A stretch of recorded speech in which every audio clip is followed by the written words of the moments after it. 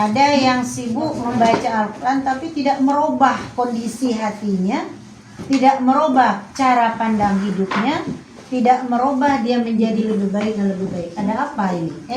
Di sini harus kita pahami siapa sih orang yang benar-benar mendapatkan kebahagiaan ketika dia berinteraksi dengan Al-Quran. Hanya satu. Apa itu? La'allakum tattaqun. Orang-orang yang bertakwa, muttaqin, orang-orang yang bertakwa kepada Allah, ketika dia benar-benar bertakwa kepada Allah, kemudian dia percaya ke siapa Tuhannya itu Allah, dan dia taat menjalankan perintah Allah, kemudian dia yakin Al-Qur'annya adalah hudan lil muttaqin, petunjuk bagi orang-orang yang bertakwa. Jadi orang yang bertakwa yang dapat petunjuk ini. Jadi kalau orang yang tidak bertakwa, mau bagaimanapun dia baca Al-Quran, dia tidak akan mendapatkan petunjuk. Jadi oleh karena itu, mudah-mudahan Bu, kita ini termasuk orang-orang yang Allah pilih adalah orang yang bertakwa. Amin. Kenapa? Orang bertakwa ketika baca Quran itu zuk hatinya itu meresap. Ketika dia baca, yang muncul apa? Ketenangan. Enak. Ada rasa kedamaian dalam jiwanya. Kemudian dia ingin terus berinteraksi dengan Al-Quran, ingin terus baca. Kemudian ada keinginan untuk belajar. Nah, kita ini belajar ya? Masya Allah. Tidak mudah loh orang mau belajar Quran. Betul gak? Ada banyak orang ketika udah tahu baca alif bata, dia tidak merasa perlu lagi belajar. Udah cukup kok, kemarin udah hatam, masih kecil. Kan gitu ya? Tapi kalau orang yang dikategorikan dalam Al-Quran orang-orang yang bertakwa, dia akan terus mengkaji Al-Quran. Dia tidak akan pernah habis. Sampai mau wafat pun dihabiskan waktunya untuk belajar Al-Quran dan berinteraksi dengan Al-Quran. Masya Allah. Ini yang kita inginkan. Apapun masalah hidup yang kita hadapi, entah masalah keluarga, entah masalah anak, entah masalah di luar ya, dengan teman-teman kita, tidak membuat kita menjadi semakin jatuh. Tidak membuat kita semakin merasa terpuruk dalam kehidupan. Kenapa? Karena kita yakin ada Allah. Ada Allah. Nah, apa larinya baca Quran? Makanya saya katakan ibu-ibu, kalau lagi punya masalah, buka masalah. Itu insya Allah ya, insya Allah Allah pasti menuntun orang-orang yang senantiasa membaca Al-Quran. Allah tuntun hidupnya. Pertama, dikasihkan Allah kemudahan dalam setiap menghadapi masalah. Tenang pikirannya, terus dapat jalan keluarnya. Itu yang penting. Nah, kemudian apa lagi? Allah tuntun jalan hidup kita itu ke jalan yang lurus. Orang beriman itu semakin kuat imannya, semakin kencang ujiannya. Bagaimana cara Allah menguji? Dengan cara Allah yang mungkin kita perasaan kita paling berat. Tapi Allah bilang kamu gak sanggup.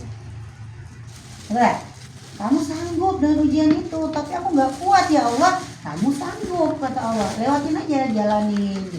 Jalanin. Allah kasih jalan keluarnya. Allah mudahkan, Allah lapangkan. Berbahagialah orang-orang yang hidupnya bersama Al-Quran, yang Allah tuntun jalan hidup kita itu, langkah kaki kita itu Allah tuntun ibu-ibu. Ketika kita berjalan, mungkin ada bisikan-bisikan syaitan mengarahkan kita kepada jalan yang salah. Tapi Allah bilang, kamu ahlul Quran, kamu jangan ke sana, kamu ke sini saja. Itu Allah tuntun otomatis Bu ya.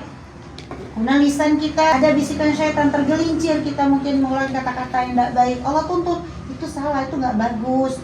Cepat kita mengeluarkan kata istighfar. Oh iya nggak baik.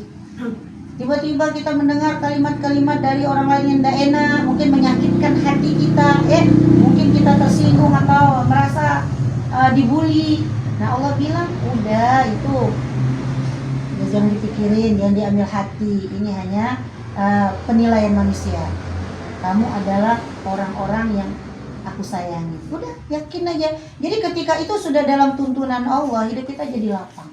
Kita nggak merasakan lagi beban hidup yang Allah berikan kepada kita itu membuat kita terhimpit. Kalau Al-Quran sudah jadi teman kita Bu, pasti Ibu mudah bangun malam. Pasti. Jadi kalau Al-Quran itu sudah masuk dalam jiwa seseorang itu Bu, Allah pasti bangunkan Ibu di tengah malam. Minimal digerakkan hatinya, kencing dulu. Betul. Ya. Ada rasa, aduh kok tiba-tiba mau pipis. Nah, itu Allah bilang, wahai Fulan, wahai hambaku yang aku sayangi, bangun dong, kamu sholat malam. Sayang Allah itu luar biasa. Nah nanti biasakan lagi bagaimana cara kita menahan hawa nafsu gitu, keinginan dunia, tiba-tiba pengen puasa sunnah, itu luar biasa. Jadi dituntun Allah itu ketika ibu merasakan, kok sekarang aku sudah merasa enak ya beribadah, kok hari ini aku sudah merasa suka ya baca Quran, itu tanda Allah sedang sayang sama kita. Jadi jangan lari, jangan lari dari itu. Kalau kita lari sejengkal saja bu, kata Allah kamu udah nggak mau disayang aku ya udah pergi aja, aku nggak mau peduli sama kamu. Nauzubillah min dzalik. Ada banyak orang tergelincir hanya karena hubud dunia, ya. Tahu ada hubud dunia? Terlalu mencintai dunia. Terlalu suka dengan urusan dunia sehingga mengesampingkan urusan akhirat.